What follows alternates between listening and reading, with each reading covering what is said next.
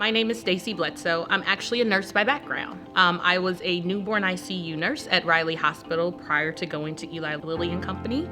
I have a master's degree in nursing. So I am very patient focused. I am all about the patient. The joke that I have with my colleagues is that I did not leave who I was at the door when I entered the door of Eli Lilly and Company.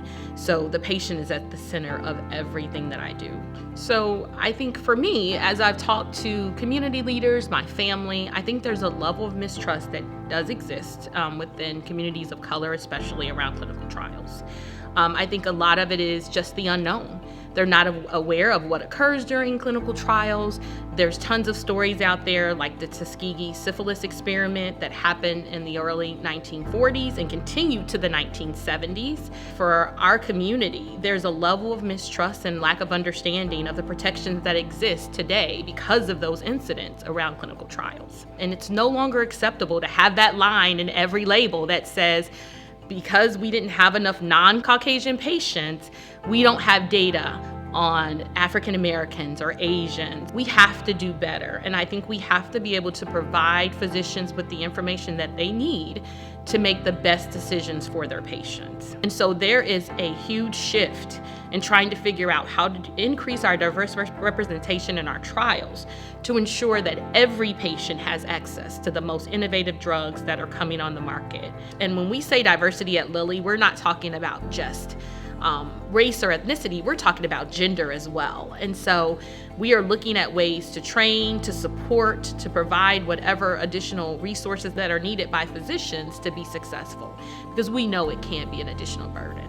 So we are well aware that there are health inequities that exist in the system. And so we have been very strategic about how we deal with those barriers, whether it's giving vouchers for transportation, reimbursing for their time that they may be in the clinic. And a big thing is just decentralized clinical trials at this point. And so what that means is we are bringing technology in and the clinical trial to the patient. So they're no longer having to come into a medical clinic and stay there all day for tests. We are having nurses go out to meet them where they are. So I think as an industry, we realize that we have to start filling those gaps from a health equity perspective. And decentralized trials is one way of doing that.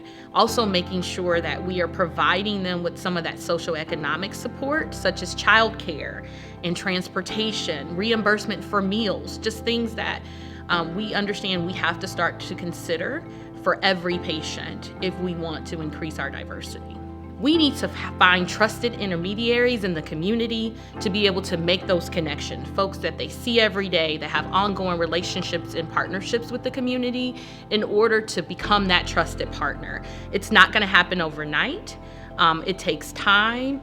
And I am a true believer of telling my colleagues that this can't be a transactional relationship. You know, communities want to know that you're coming in to truly build a relationship with them, understand what their needs are beyond what your needs are, and to make a true partnership around how to move diversity in clinical trials or clinical trials forward.